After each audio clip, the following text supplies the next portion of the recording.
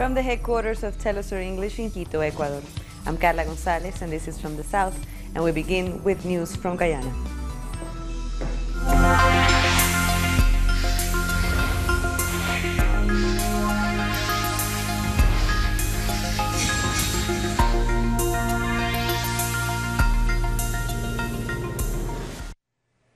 Tensions have risen further in Guyana overnight amid allegations that some electoral officials may have tried to manipulate results from Monday's general election. Hundreds of supporters of both the governing APNU-AFP coalition and the opposition PPPC gathered outside the Elections Commission in Georgetown to wait for news of the results. Both parties say they believe they won the election.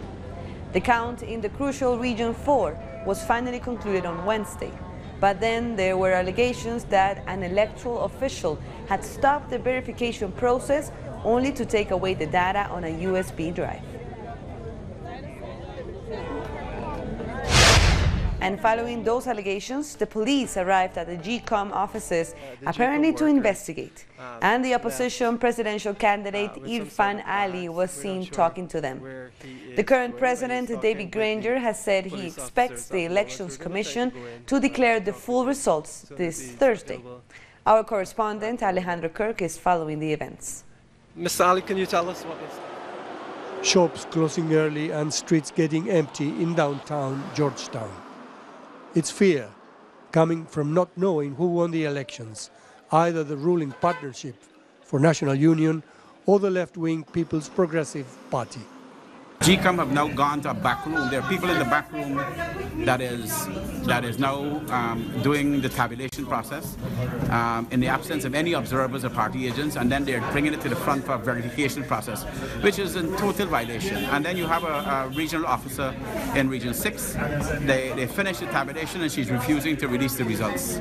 Foreign observer missions are wrapping up their work, praising the election process, but cautious about rumors of tabulating fraud and disturbances. This, for me, at the moment, I see that the biggest issue is this, that all the system is too much manual, calculation-based. It takes time, and of course, this decision to have break is their decision, but I guess that they also, of course, should take into account people awake. Only the Guyanese Election Commission has the authority to declare results. As the country awaits that declaration, the Carter Center urges the key political stakeholders, leaders, to act responsibly. Diplomats were also satisfied with Election Day. Message to the public. My message is just, to wait and hear the tabulation of the results, and then when the Guyanese people have spoken, to accept those results. I was here in 2015. This is my second election here. The process here is slow because of the checks and balances that goes into it. I fully understand why things are slow, but at the same time, we all want results as quickly as possible. But of course, we want credible and accurate results, and so therefore, that's the important thing. So everybody just needs to be patient and let GCOM do what GCOM needs to do. The Electoral Commission had promised real-time updates on results since Monday evening, but reporting stopped when 18% of the vote had been tabulated, showing a lead for the opposition. We are very much disappointed with the delay, the results. We expected the electoral machinery, basically GCOM, to have delivered results at least by yesterday or early this morning. So we're still waiting. I mean, we're less than 1 million people, 800,000 persons, not just over 600,000 persons registered to vote and so on. We're very much disappointed. Marcos da Silva and Alejandro Kirk, Telesur, Georgetown, Guyana. Opposition leader, PPP General Secretary Bharat Jagdeo has criticized the Elections Commission over delaying the release of the results, and also pointed out that GCOM attempted to use a spreadsheet of unknown origin that gave higher numbers to the ruling party.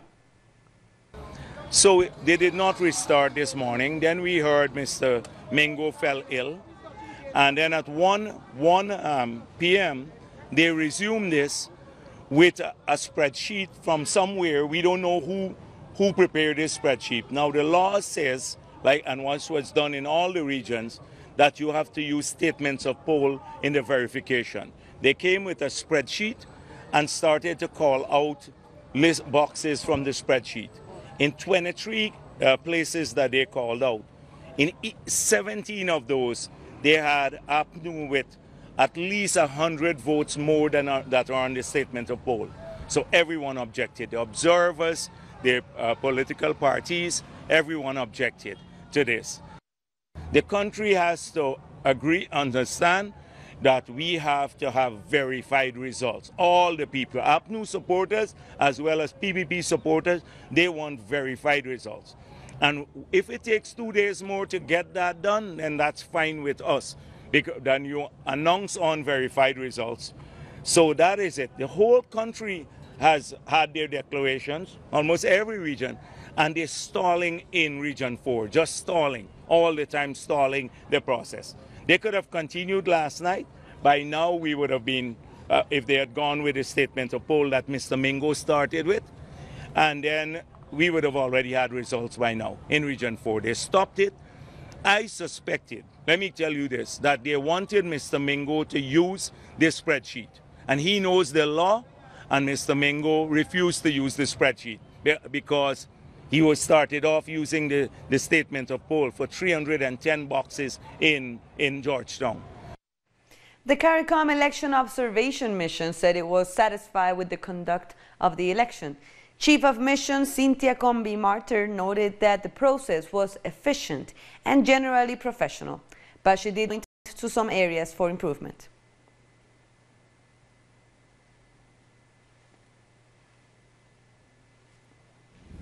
Polling progressed smoothly in a peaceful environment and in an orderly manner. There was generally excellent knowledge of the process by the polling officials and compliance with and adherence to the rules and regulations. There were, however, some minor issues which were identified, which were mostly resolved and which, in the mission's opinion, were not significant to materially affect the overall outcome of the poll. To other news, South Africa's President Cyril Ramaphosa says plans for the partial privatization of the public electricity company, Eskom, will go ahead despite opposition from trade unions and the opposition economic freedom fighters. He said the company will be split into 3 different divisions, with the state maintaining 100% ownership of the transmission division, while the private sector will be allowed to have ownership of the generation and distribution divisions. Last week, thousands of opposition members marched against the proposed privatization of Eskom. Issue on Eskom, are we saying that there should be equity play in Eskom? Now, Eskom once is divided into 3. Now, transmission by definition is your pipeline. Pipeline, that is the Eskom that can continue to be owned by the state completely, and because by definition it has to be, and that is where the security of the country also resides. A generation by operation at the moment, you're having a number of players, and the initiatives that we have now announced are going to mean that there will be a number of players. Coming up, Mexico freezes thousands of bank accounts that are related to criminal activities. So don't go away.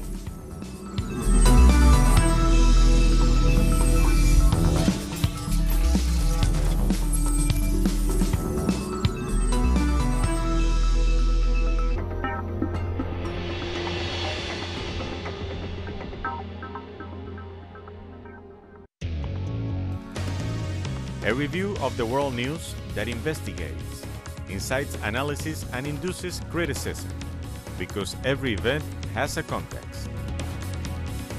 Pusimos el punto en ahí. Dot in the eye. Saturdays, only on Telesur.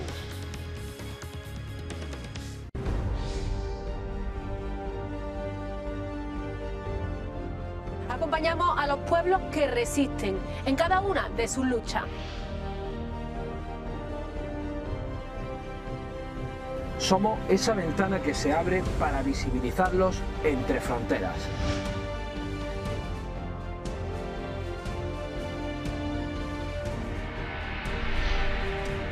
Thursday, only on FtS. Innovation, science, the technological breakthrough and its influence in society. Viajeros del saber, el futuro está aquí. Atomen. Monday, only on FtS.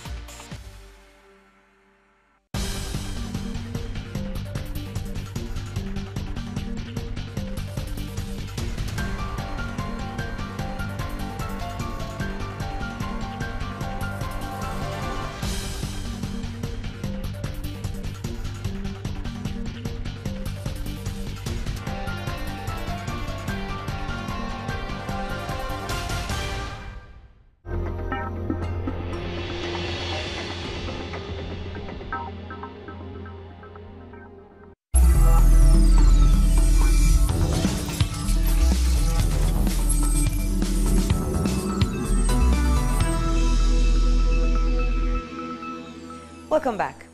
Now let's go back to Georgetown in Guyana, where our correspondent Alejandro Kirk has an update on the situation as the vote counting has been stalled and where we are still waiting for the final results of these elections. Hello Alejandro, what's the update?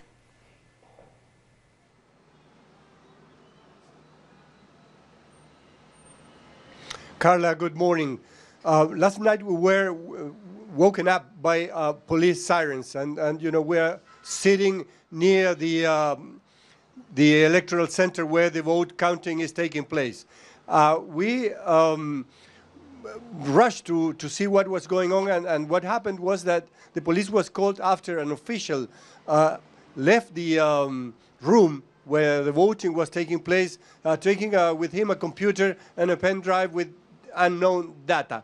That stalled the process once again at around 2 or 3 this morning. And it remained so for a few hours with, you know, the candidates, especially Ifa Ali, the People's Progressive Party candidate, went over with other politicians. The party agents were expelled from the building while the police was there, and the process resumed again a couple of hours ago. We were informed with the counting, which is very, very slow because they are going through the polling station statements that are posted on every station. And what they are counting now is Region 4, where Georgetown sits, and which will define the result, the final result of this election. So far, the other regions are giving the People's Progressive Party, the opposition group, an advantage of around 50,000 votes.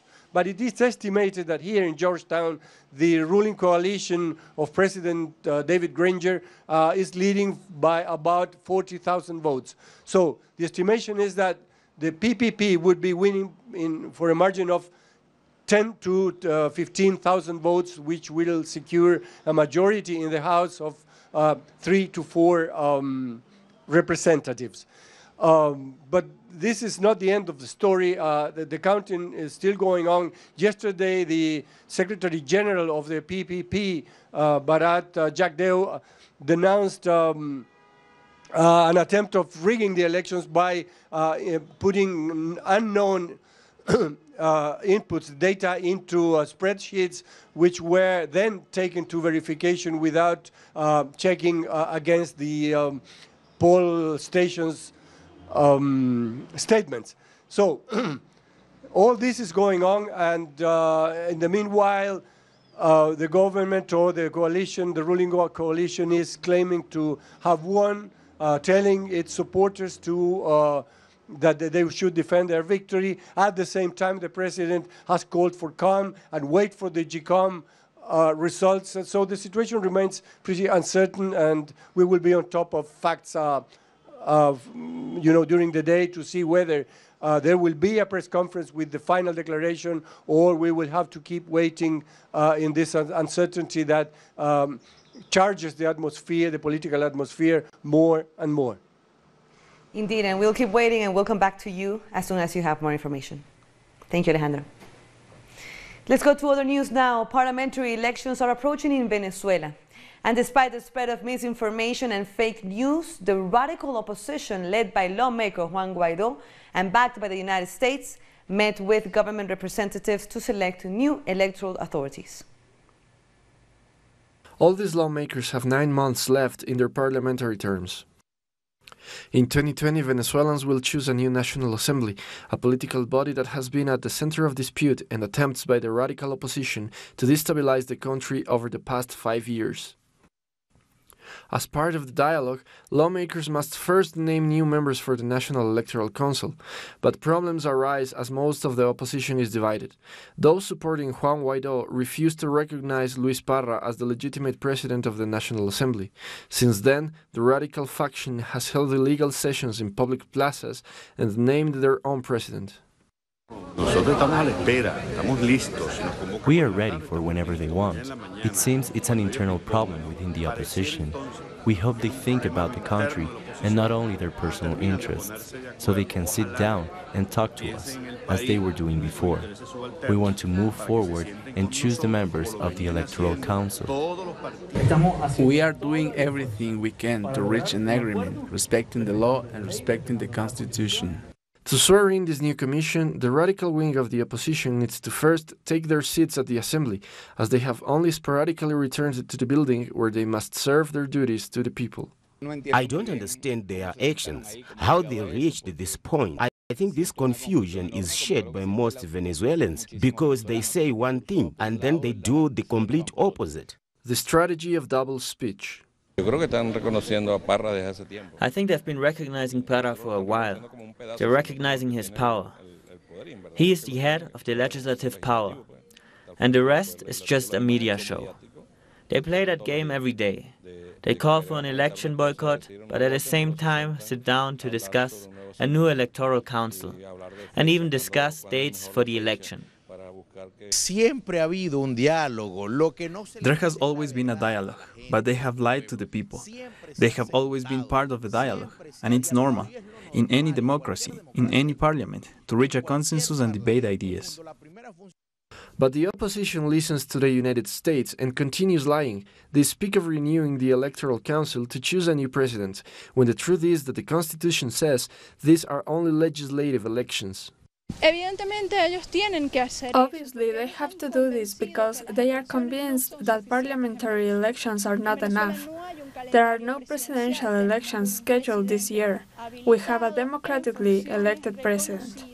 The democratic opposition and the government of President Nicolás Maduro have discussed, among other things, 15 electoral guarantees. They also called on the radical opposition to approve of the new electoral council and swear them in, saying that if they don't, the Supreme Court would be forced to elect the new electoral authorities. Now to Mexico, where human trafficking has long been an issue. President Andrés Manuel López Obrador hopes to be able to put an end to both corruption and the exploitation of women. We have more in this report. President Andrés Manuel López Obrador has restated that the fight against corruption is essential for improving the country's political, economic, and social situation. Corruption is the main problem in Mexico. Apart from investigating corruption cases and nepotism among politicians, the Finance Ministry's Special Intelligence Unit also looks into other types of crimes. For example, it successfully dismantled a human trafficking network which operated in central Mexico.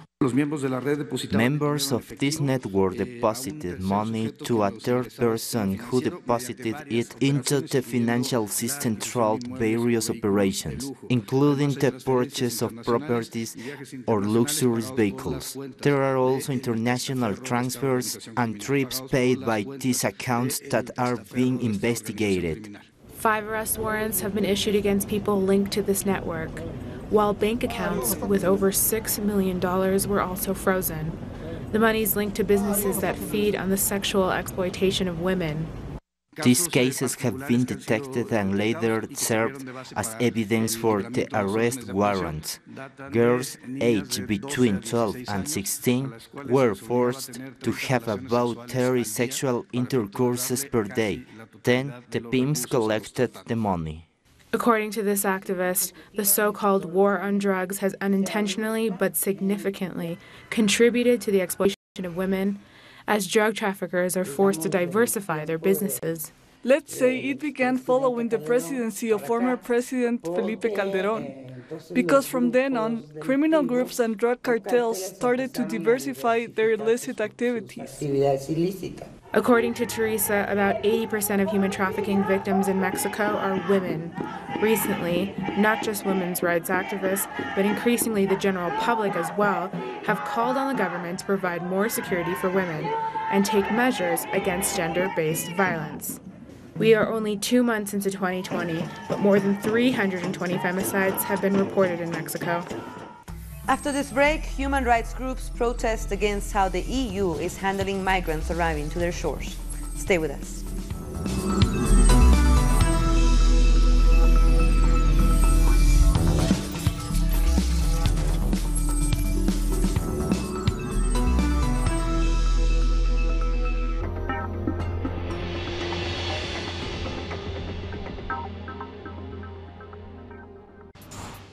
Innovation, science, the technological breakthrough, and its influence in society. Viajeros del saber, el futuro está aquí. Atomen. Monday, only on Telesur.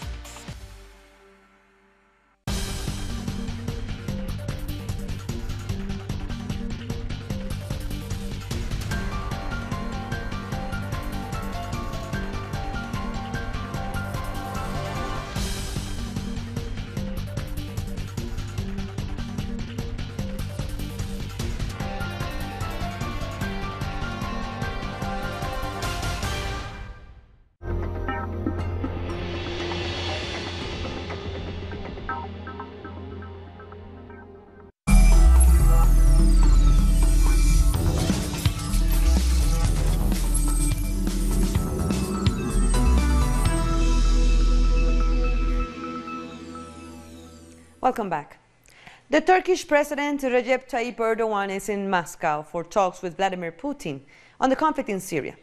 Ahead of their meeting, Erdogan said he was hoping to agree on a rapid ceasefire in Idlib province, where more than 30 Turkish soldiers were killed in recent days as Syrian government forces advanced to retake the area. The conflict in Idlib has threatened a direct conflict between Turkish and Russian forces, which both leaders are anxious to avoid. Turkish authorities have accused Greece's border police of killing 1 migrant and wounding 5 others at the border between the two countries. The head of Turkey's Human Rights Commission said the incidents happened when the border police opened fire on a group of migrants that attempted to cross into Greece. Thousands of refugees have amassed at the border since last week, when Istanbul announced that it will no longer uphold a 2016 migration deal in exchange for financial aid of 6 billion euros. And at the Moria camp, Greek police have blocked hundreds of migrants from entering a port on the island of Lesbos. The migrants were hoping to board a Navy ship sent to house new arrivals. Everybody in Moria, along 6 months, 7 months, 1 year, and 150 stay in Moria because Moria is not a good place for everybody, for every human. And all of people come in there, all of say, just freedom, no water, no place, no heat, just freedom. And to our last story, Cuba is among the nations that have intensified prevention measures against COVID-19, as the number of countries that struggle with the outbreak rises. So let's take a closer look. Upon arrival to Cuba, this flight is put through strict sanitary controls. A procedure that over the past few days has become standard practice for all airlines flying into the island. Once all passengers and crew have disembarked the plane, the captain and some of the crew are interrogated about the health of the passengers. If no symptoms have been reported, they are let into the island. Given the increase of nations dealing with COVID-19 cases, including Mexico, Brazil, Ecuador, and the Dominican Republic, Cuban health authorities say that their efforts have been focused on the island's seaports and airports. We are keeping a detailed list of all passengers, and we are carrying out the strict controls for all arrivals over the first 14 days. Upon arrival, there are 3 stages of caution, and if we detect any sort of respiratory symptom, we immediately send the person to the hospital for further examinations. Every week, the Health Ministry updates the press about the COVID-19 situation. Authorities have also commissioned a new app to give basic information to citizens about the novel coronavirus. We have always been able to diagnose 17 different respiratory viruses, and now we have added to that list COVID-19. We have already examined some cases that had some of the characteristics of this new virus, but all proved negative. That is why we can safely say there are no COVID-19 cases in the island. On January the 30th, the World Health Organization raised the global risk of the novel coronavirus to very high, due to its rapid spread. Since then, Cuban authorities have made a call to citizens to increase prevention measures. And before we go, just a reminder, March 5th marks 7 years since the passing of leader of the Bolivarian Revolution and former President Hugo Chavez. Tributes are pouring in over social media, among them a tweet by Cuban Foreign Minister Bruno Rodriguez and the Colombian political leader Piedad Córdoba. The date is being commemorated by social movements throughout Venezuela. And with that, we end our news brief. But you can find all of our stories by checking our website, telesurenglish.net. And be sure to also join us on social media. We're on Facebook, Twitter, and Instagram. For Telesur English, I'm Carla Gonzalez. Thank you for watching.